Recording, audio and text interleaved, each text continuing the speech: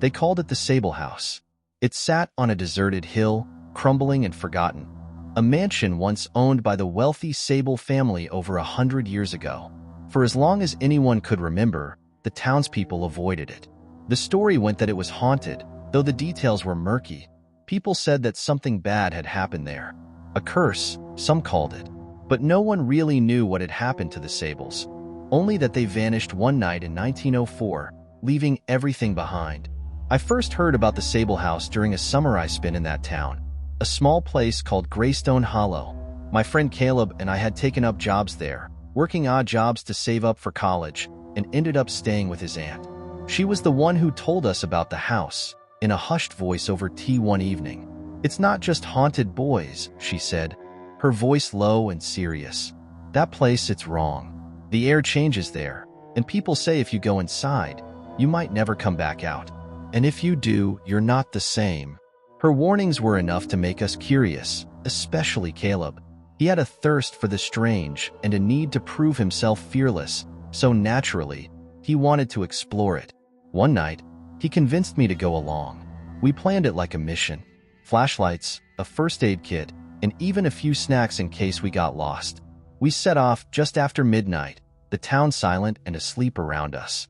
As we walked up the hill toward the mansion, the wind picked up, carrying a chill that raised the hairs on my neck. I tried to shake off the feeling that we shouldn't be there, but with each step, that feeling only grew stronger.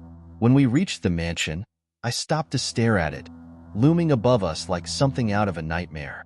The house was massive, with high, gabled windows and turrets, its wood blackened and warped. It looked as if it had absorbed every storm that had hit it, every dark day, every lost hour.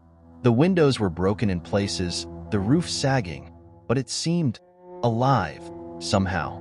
"Well?" Caleb grinned, nudging me. "Are we going in or not?" I didn't answer, but I followed him up the stairs, my heart pounding. The door was unlocked, groaning as it swung open to reveal the house's vast, empty foyer. Inside, the air was thick and stale, smelling faintly of mold and decay. As we stepped inside, our flashlights cut through the dark, revealing old, peeling wallpaper, ornate but cracked chandeliers, and a long staircase that twisted up into the shadows. Portraits hung along the walls, their faces blurred with age, their eyes darkened by grime. "Wow," Caleb whispered, looking around in awe. "Can you imagine living here?" I shook my head. There was no way I could ever call a place like this home, but there was something odd about it. As I glanced around, the shadows seemed to ripple, like the walls themselves were breathing. I forced myself to look away and followed Caleb through a large archway that led to the parlor. It was filled with antique furniture, covered in a thick layer of dust. On the mantel, a large mirror was cracked, the fragments casting strange reflections of the room. Caleb moved deeper into the house, his flashlight flickering over the walls. I tried to keep close, but as we wandered through room after room, I started to lose my sense of direction. Each room felt the same shadows, the same eerie quiet. It was like we were walking in circles, though Caleb seemed unbothered. At one point, we entered a room that felt different. It was a bedroom, with a large canopy bed, its sheets torn and yellowed. The air here was colder, biting, and I could swear I heard something. A faint whisper, barely audible. "Do you hear that?" I asked Caleb, my voice trembling. He turned, flashlight held under his chin, grinning. "You're just spooking yourself, man." But then we both heard it, a faint voice, echoing from somewhere deep within the house. "Help me." We froze, staring at each other. The voice was so faint, so distant, that I almost convinced myself I'd imagined it. But then it came again, clearer this time, and I felt a wave of nausea. There was someone else here, or something else. Caleb's eyes were wide with excitement. "Let's find out where it's coming from." "Are you serious?" I whispered, my whole body tense with fear. This is crazy. We should go." He just shrugged. "If you want to leave, fine. I'll be back in a few." And then, without another word, he walked down the hall, his flashlight bobbing as he disappeared around a corner. I stayed where I was, listening to his footsteps fade. My mind raced with every story I'd heard, every warning I'd ignored. But part of me was still too curious, too drawn in to leave. So, with a shaky breath, I followed him. The hallway grew colder as I walked, the darkness pressing closer. I reached a large, arched doorway where Caleb had gone and stepped inside, hoping to see him there. But he was nowhere to be seen. I was alone. "Caleb," I called, my voice barely louder than a whisper. My flashlight flickered, and the room seemed to stretch longer and darker.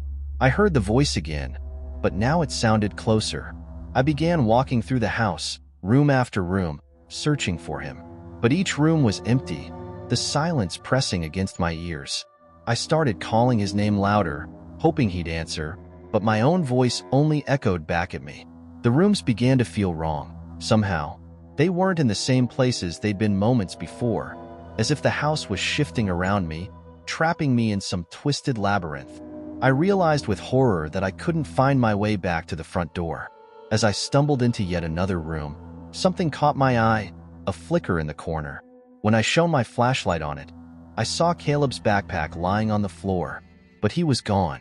The cold sank deeper into my bones. I picked up the backpack, my heart racing as I called his name again. Still, there was no answer. Then I noticed something else, a dark, wet smear on the floor, leading out into the hall. It looked like blood. I stepped back, horrified, and stumbled into a wall. When I turned, I saw something that made my blood run cold. Hanging on the wall in front of me was a portrait, one I hadn't seen before. It was dusty, the colors faded, but I recognized the face immediately. It was Caleb. The painting showed him standing in the foyer, his face eerily still, his eyes hollow and lifeless.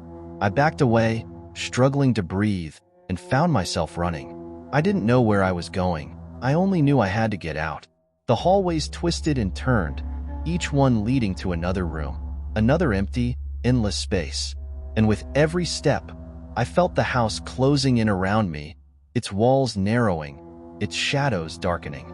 I heard the voice again, louder this time, clear and unmistakable. It wasn't Caleb. It was a woman's voice, soft and gentle, but filled with something dark. "Welcome back." I stopped, heart racing, and saw a figure standing at the end of the hallway. She was dressed in old-fashioned clothes, her hair flowing around her face, her eyes dark and hollow. She smiled, a slow, eerie smile, and raised her hand, pointing directly at me. I turned and ran, my footsteps echoing in the empty halls.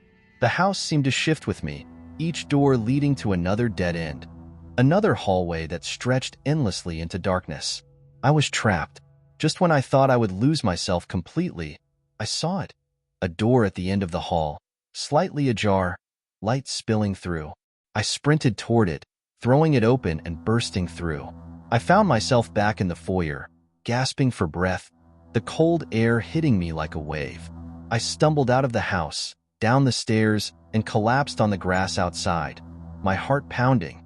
When I looked back, the door had shut behind me. Caleb was never seen again.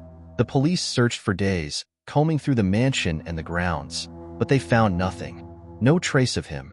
But I knew he was still there, trapped inside the house. And every night since, I've dreamed of that portrait, of his lifeless eyes staring out at me from the darkness.